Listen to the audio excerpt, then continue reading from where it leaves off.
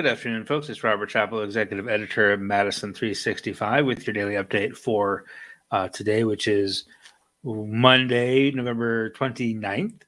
Hope you had a wonderful holiday, and thanks for joining us today. It is Monday again, which means it's Metcalf's Monday. There we go. Metcalf's is a fourth generation, locally owned market with sorry, I can't. There we go. There's Metcalf's with markets at Hilldale Mall and behind the Westtown Mall in Madison, and in Wauwatosa at 68th and State. Is there any audio? I'm not sure that my audio is working. I'm just going to make sure. Yes, it's working. I cannot hear myself, which is a problem. So anyway, Metcalf's is a fourth generation family owned market with stores in Madison at Hilldale and Westtown Mall in Wauwatosa at 68th and State during the month of October. That's the wrong read. I'm having a hard time today, guys.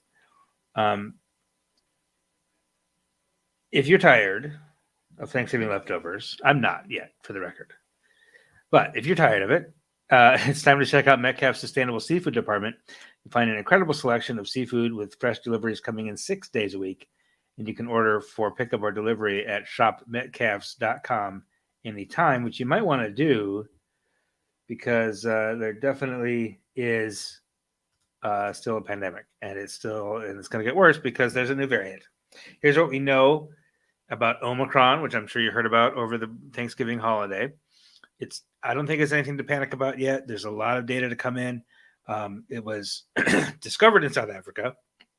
I think it's a stretch to say it's from South Africa. And we're not going to refer to it as a South African variant. South Africa epidemiologists are particularly good at this sort of thing. They got very good at it during the 30 years of the HIV crisis, 40 years. So the fact that they were the first to find it doesn't mean it originated there. Okay, so we're going to call it Omicron. We're not going to call it South African. We're not going to follow the lead of the Biden administration and blame Southern Africa for this and restrict travel from Southern Africa. That makes no sense. But we are going to pay attention to it. We don't have any cases documented in the United States yet. I assume that there are cases here, just as there were with Delta. So I would anticipate this week we'll hear about the first case of Omicron variant in the United States. We won't see it in our every Thursday. We get the variant update, and I haven't even really been reporting those because it's just every week it's the same. It's just 100% Delta variant. That data is delayed, right? They're retroactively looking at samples from 3-4 weeks ago. So I don't anticipate seeing Omicron, even if we get news, the DHS will announce the first Omicron case in Wisconsin, maybe this week, maybe next week. But we won't see it in the data for probably a month. Okay. Now that's not, which is fine. Like we don't need to necessarily know exactly how many Omicron cases there are. What we do need to know is it has an unusually high number of mutations, right? A mutation is just a slight difference in the genome. And every variant has a number of mutations. Some have 8, some have 12. This one has 50. Okay, so it is a significant change. It seems to be more contagious. The early data seems to indicate that it outcompeted the other variants very quickly. Like it became the dominant strain wherever it was, it became the dominant strain in that area within just a couple of weeks. Delta took like 8 months from the time it started, the time we first identified Delta to the time it became the dominant strain took several months. Omicron took just a couple of weeks. We don't know that for sure, right? That's what the early data indicates. The early data is a small set of data, right? It's entirely possible that Omicron has been around for 6 months and just hasn't been seen because it was spreading slowly. Okay. The other thing we don't know is whether or not it makes you more sick or less sick. It's entirely possible. It's entirely possible that a variant of this virus could be more contagious but less severe, which is actually an advantage for the virus. Right? For the virus to replicate, to reproduce, the ideal situation is it infects you, it replicates, it spreads, but doesn't kill you, so it can keep spreading. Right? So that's a possibility. It's also possible, like as Delta, where basically is the same illness but just more contagious. Okay, and what you need to know is that so far, vaccines still seem effective against Omicron, and all the other measures that we've taken for the last 2 years almost, are effective against Omicron. And you need to know that we are on it. We're going to bring you as much information as we have as it comes in. So get your vaccine, get your booster, get your kids vaccinated if they're old enough. We might be doing boosters every year, which is fine. That's what you need to know. Now, the other thing you need to know is that the data today, the COVID data, is very light today, as one would expect coming out of a holiday weekend. So I'm going to tell you the data that we have for today and take it with a grain of salt, understanding that we haven't really done much in the way of testing for the past 5 days.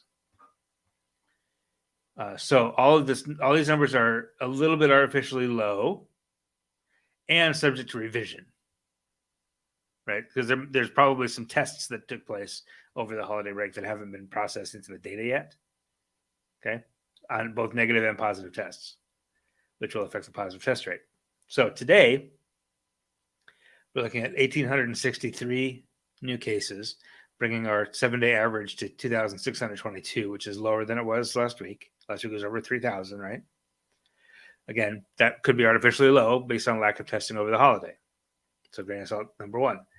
Positive test rate is now 11.8%, which is not great. We're now looking at, when was the 27th? Would have been Saturday. They're saying it was 12.2. Friday was 12.1. Okay. So that's very high. 11.8 would have been, is better, but still pretty terrible, right? You want that to be 3% or below. Grain of salt here. It's possible that there's a whole bunch of negative tests that, because it's a holiday, because staffing levels are lower. We're not entering all the negative tests. If that's the case, then this positive test rate will be revised downward. It's also possible that we are testing, that the only testing that's happening, or most of the testing that's happening, is in really vulnerable populations. People who are already in the hospital, who are sick, who are turning up at the emergency room with COVID symptoms, and they're getting tested, which would sort of make this artificially high. In that case, it wouldn't get revised up or down, probably. It's just, that's because there's not a lot of testing happening. That number is almost always going to go up. So the fact that it's a holiday weekend, there's not much testing happening, that's one of the reasons that number is so high. That number, however, has been high for weeks, and I don't like that at all. So that's the situation there. The hospitalization situation is very terrible. The number of people hospitalized has increased significantly just over the holiday weekend. We're now at 1,432. We peaked at 1,827 back in December of 2020. So that's the highest. That looks like to me like the highest total of people hospitalized this year. Now that is 203 more than a week ago. That's almost a 15% increase in the past week of people hospitalized. 391 of those people are in the ICU. That's an increase of 47, so a little bit more than 11, 12% increase in ICU patients. That tells me that our optimism about the death rate is in question now. We're still at 15 new deaths reported per day. The deaths are a lagging indicator. The deaths being reported today, the 15 deaths per day being reported right now, actually took place 4 weeks ago, 6 weeks ago, 8 weeks ago. So I would expect that to increase about 4 weeks from now. You see that many people hospitalized? You see the hospitalization spiking that hard upward? We're going to see more deaths in a month from now. That's just how it works. So I would anticipate by January 1st, we're going to be looking at 30 deaths a day again, which is what we were at this time last year. So none of that news is good, but again, take that all with that grain of salt. That not a lot of testing over the weekend. However, hospitalization, there's no grain of salt there. That's how many people are hospitalized, right? So that's not great. All right, that's all I have for you on coronavirus. I don't want to bum you out. We got some more news on the other side of the break. We're going to take a short pause, and then when we come back, we're going to talk with Malkia Stampley, who's from Milwaukee. She's a theater. She's an actor, a singer, musical theater person, and a director at American Players Theater. She's got the new play Gifts of the Magi, which opened this past weekend. And I got to talk to her. This is recorded. The interview is recorded, so you'll notice that I changed my shirt quickly in the next 30 seconds. But we'll have that on the other side of the break. Then I'll have some other news for you, including Janesville Parker students decided to dress gangster to host Beloit Memorial, which is one of the blackest high schools in the state. That caused some tension. And we'll talk more about that after we talk with Malkia Stampley. So stay with us. We'll be right back right after this. Apply yourself. At Madison College, we encourage you to be your truest self. You're a trendsetter. Whether it's the clothes you're wearing, the music you're listening to, or the new game you're playing, you're into it first. Friends and family seek your advice because you're a natural-born leader. For you, life is all about taking things to the next level. And at Madison College, we can't wait to see what you do. Apply yourself today. And joining the program today is theater director Malkia Stampley, who is directing the Gifts of the Magi at American Players Theater. How are you doing, Malkia? Hey, so thankful for having me on the show. Thank you. Oh, so wonderful. Now you're a Milwaukee person. You're from Milwaukee, right? You went to Marquette. Yes. Let's talk a little bit about that background. How do you find yourself gravitating toward theater as your passion, as your profession? Sure. So I grew up in a very musical family. My mother is a singer and organist, and then on my dad's side, tons of singers. And then as a kid, my older brother, Nate Stampley, he was in shows in high school. And choir concerts. So we went to those. And so then by the time I got to high school, I knew I have to be in the musicals. I just knew it.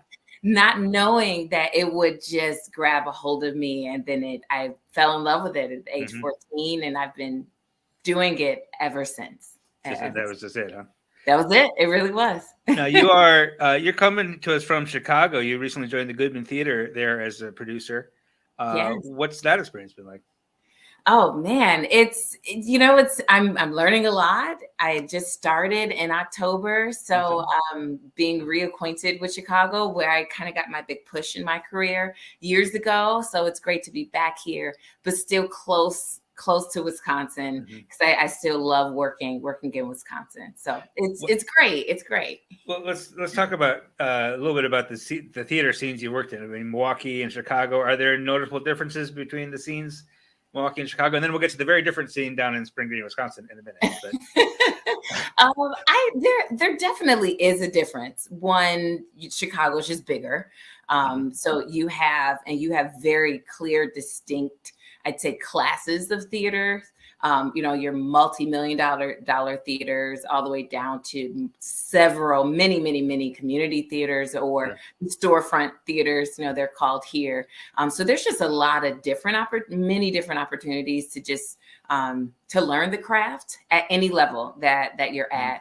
And I'd say in Milwaukee, you have those same opportunities, but they're kind of hidden. They're kind of hidden if you're new, and sometimes it's difficult to just really even know how to get into the business if you weren't introduced to it through your school. So in that way, and I'd say Milwaukee is a little bit more traditional, where it helps if you come from a great theater program. But both cities just really embraced me, and I owe a lot to Chicago and Milwaukee's theater communities. Now, you also have worked a little bit in Madison. I Yes. understand. You actually wrote something for Theater Lila back in 2018. Yes, I did. We covered that a little bit a few years ago. Yeah. The former Madison Repertory Theater. I worked there, and then with Ford Theater a few times. Oh, fantastic! Yeah. And so you also done work in more sort of specifically Black theater. You began directing in 2016 for Black Arts Milwaukee's Black Nativity. You worked with the Milwaukee Black Theater Festival, right? Yeah. Can you talk a little bit about that and what that means, if anything, to work in Black theater in like Milwaukee and Chicago versus Madison, where I don't know that there's really a Black theater scene in Madison, right? I mean, I'd say there isn't. So what does that? I mean, what do you bring to that then as a Black director? And we'll get to the gifts of the Magi. I'm segueing there step by step. But what does that mean? What does that bring? Those different experiences, and Absolutely. I fell in love with theater because I loved the act of storytelling. I love telling stories, and so I naively didn't look at it from a racial perspective. I just knew I'd love to sing and dance. And then as I got older, I'm talking even like 16, 17, 18 years old, I knew something was missing. I felt like I was in between two worlds where I couldn't really share what I was doing in my Black church. And growing up in the hood, I grew up in the hood. It was different. And as I decided to make this a career choice, my dad would say, Blackness is a mandate. It's a calling, really, to uphold it, to explore it, to challenge it, and to share it. And I took that. I really took that to heart. And I didn't feel authentic just doing Anything Goes or Oklahoma, Cabaret, Chicago, shows that I love and really helped usher me into the theater community. I knew that there was something deeper. And I found that in Chicago and in St. Louis the first time I worked with a Black theater company. And it was like the lights went off. I was like, oh my gosh, I can really be Black. Meaning I can be myself, and I can play roles that are me, that speak to me, and sing and dance at the same time. I didn't grow up with that at all. I thought it was something different.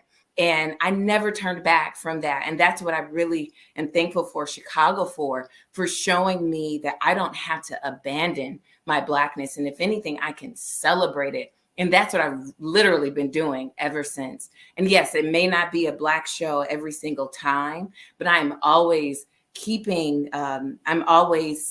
about the ancestors who I'm standing on the shoulders of, whether it's, Black entertainers or just my community. And so I always feel like I'm representing them and always also trying to open up a door for them as well. Because I know there's another Black kid in some poor community who wants to sing and dance just like me. And what's going to make them stay in the business is if they can see themselves on stage and represent stories that speak to them and their communities. Right. That's tremendously profound. Everybody go back and rewind for like 2 minutes. Listen to that again. That's really important. So now let's get to what you're doing now here in Wisconsin in Spring Green American Players Theater. They're reviving their original musical that Jim DeVito wrote along with, I'm sorry, what's the music? Josh Schmidt. Josh Schmidt. Okay. I knew it was Josh. I couldn't remember Schmidt. But they debuted this thing 2011, I want to say. 2012 was the last time they did it. Right. They did it a couple years in a row, and then they haven't done it since. And now they're reviving it, and they bring you in to direct it. So, what is that? What do you bring into this? And talk about first of all reviving this show that hasn't been done for 10 years, and but then also what you bring specifically from your aesthetic as a director. Sure. I was really honored to be asked to direct a musical that was directed by Jimmy, who wrote it. And so, it's his baby. Yeah. And through that he was able to craft it all the way to production, and to be asked to take it on, and to put my fresh eyes on it was really an honor. And I believe, not, I don't know if I can speak for Brenda and Carrie over at APT, but I imagine that my connection to I love holiday stories. I did Black Nativity in Milwaukee for 3 years.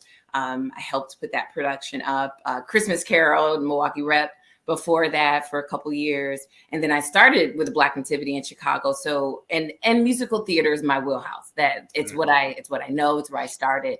And so I imagine that it was just bringing my love for musicals to this production. But also I love stripping down a show and just finding the heart of the piece. What is the message? What really is the point of the story? And how can we do it simply? And how can it resonate with the audience? And I will say, coming from Black theater, as far as a producer and my directing experience, I had the challenge of, is this different? Mm-hmm. Is this a different form of storytelling? And ultimately, I've learned, and I'm talking about in the last month, it's not.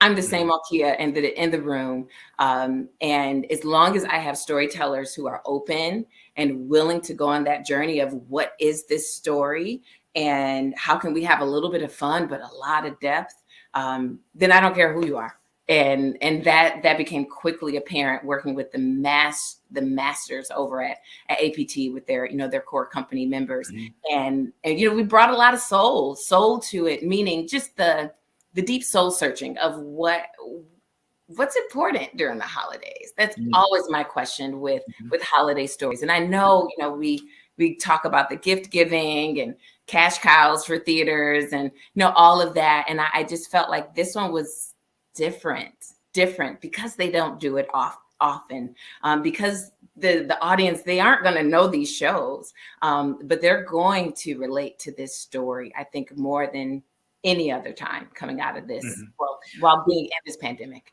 Well, this is one of the stories that is sort of universal around this time, right? You got Christmas Carol, Nutcracker, and Gifts of the Magi, right? I mean, it's that story. It's not a riff on that story. It is that story from O. Henry, written into a musical by Jimmy DeVita. So you talk about the sort of the deep soul of that show, and can you talk just a sentence or two about what is at the heart of this show, and what is the message that folks are going to take away from this? What really matters? What really matters, and what and who are you grateful for when everything goes away, when you have to adapt to some challenging times or things that disrupt your life, and when things just don't go as planned? Mm-hmm. What's left? And if what's left after all of that is the love that you have, and the relationships that you've held on to, you're rich. You're rich. You can't. Life can't really get any better than that.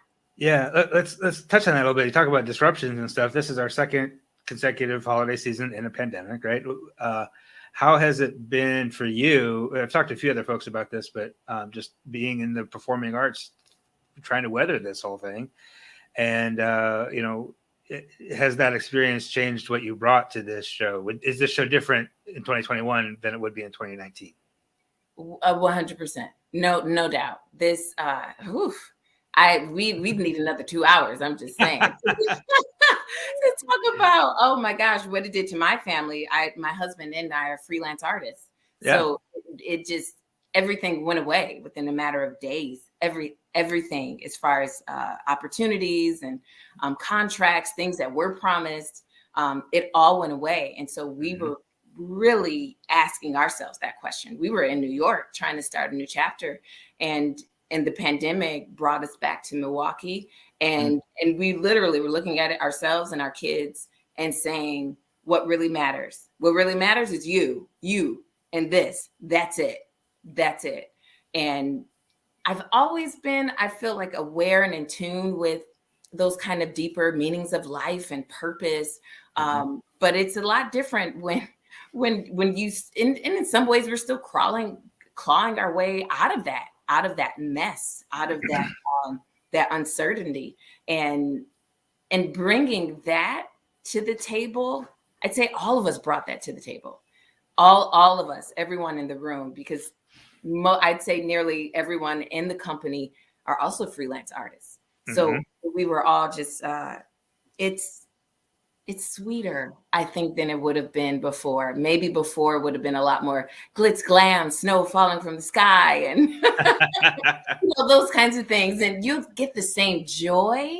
But I know the audience, they'll get it right away. Because if you haven't been through it, people who have.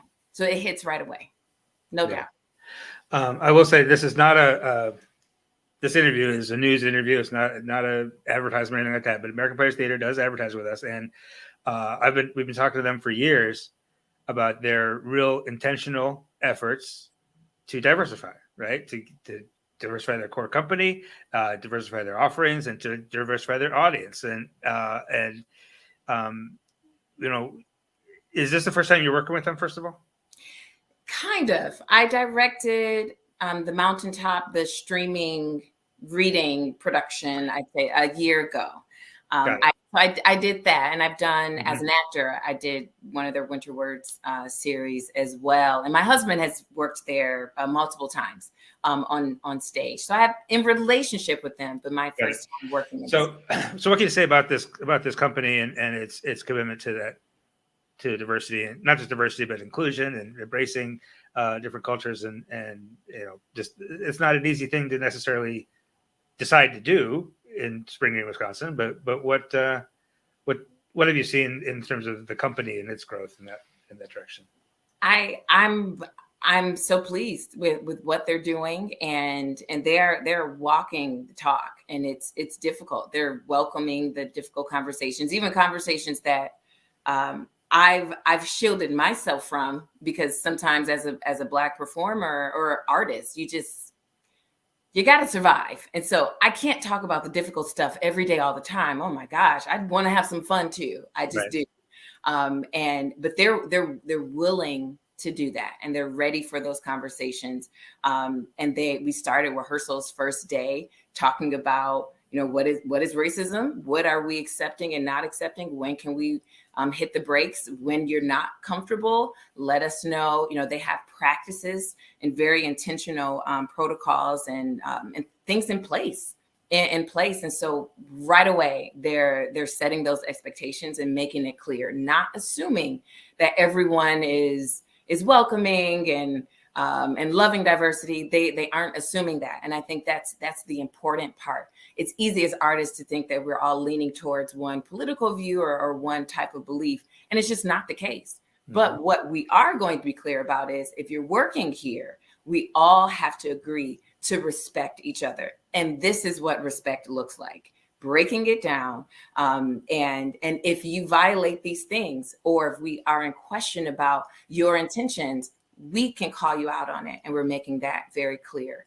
And that alone, I applaud. And then outside of that, if you just look at their season this year and the designers, their collaborators this year, very different than you would have seen 10 years ago.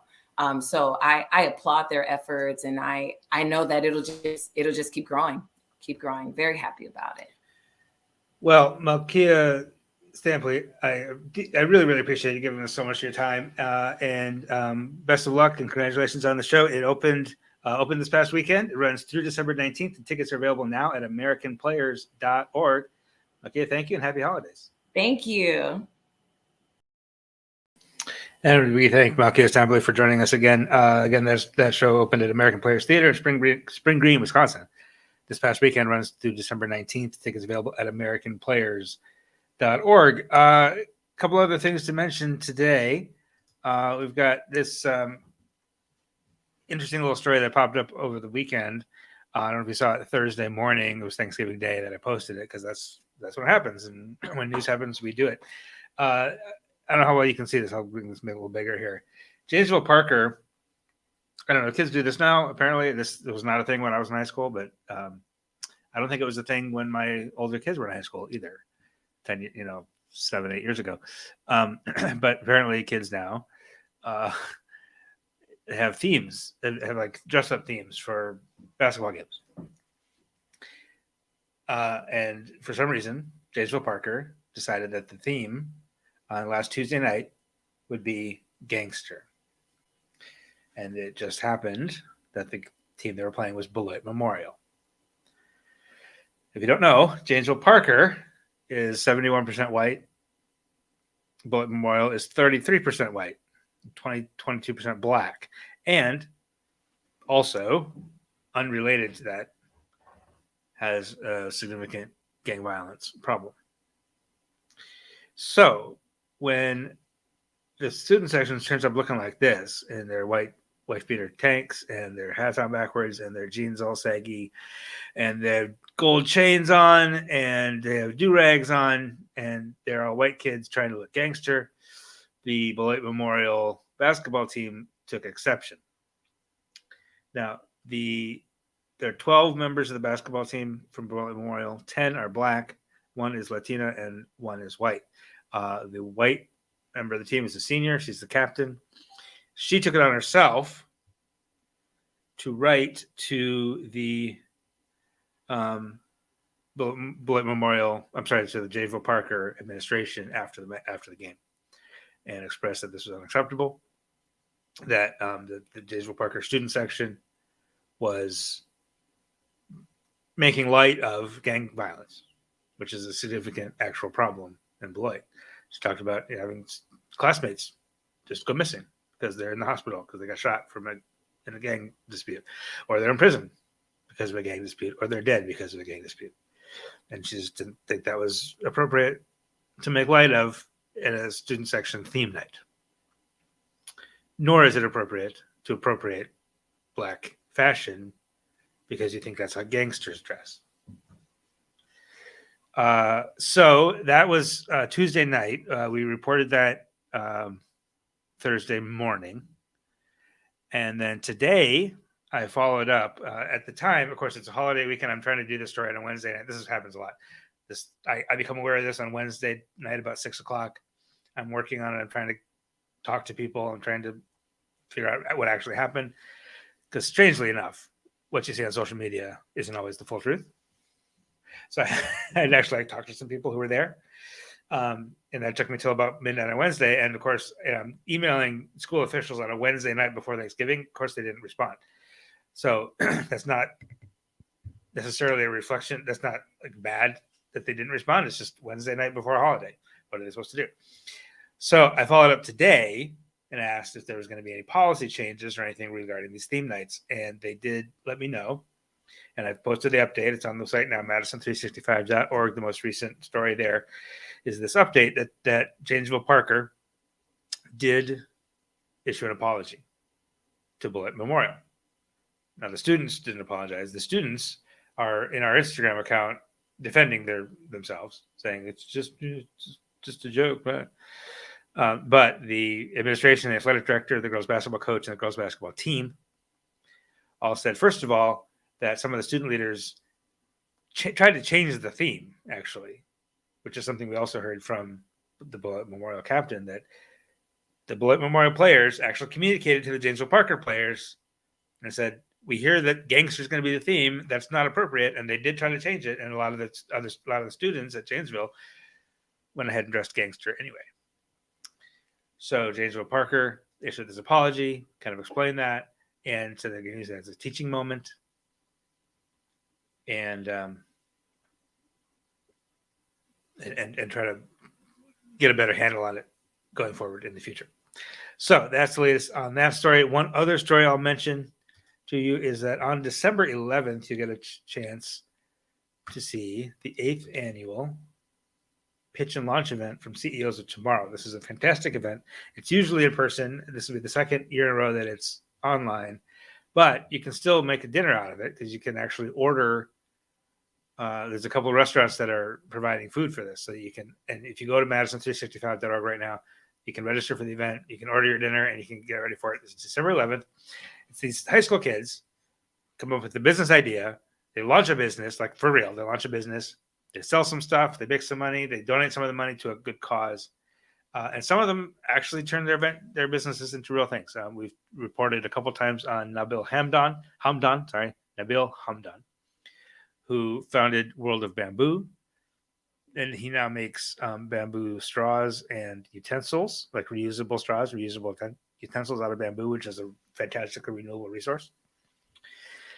And that business actually has been running for a couple of years now. And actually, he was on the Today Show, as a featured teen entrepreneur. And that came out of this program. So go watch it December 11th. You might see the next big thing. And again, that story, including the links to register and to order food, is up right now at Madison365.org. All right, it's been a long show today. I appreciate you being with us. And I hope you have a wonderful evening. And we'll be back tomorrow with all the latest. And until then, take care and have a great night. This is 365 Media.